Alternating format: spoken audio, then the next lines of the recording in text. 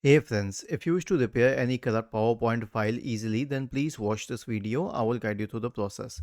Now, for the sake of this example, I will create a PowerPoint file, okay, a blank one, and I will enter some text here. File, save, browse. Let's say we'll save it on the desktop. We'll name it a test file, okay, and then we'll close it. Now we'll go to the desktop, and we won't open it. We'll search for PowerPoint, and then we will open PowerPoint. We'll click on open, we'll click on browse, we'll go to desktop, we will select this file, okay, and we, instead of clicking on open, we'll click on this downward pointing arrow and we will select open and repair.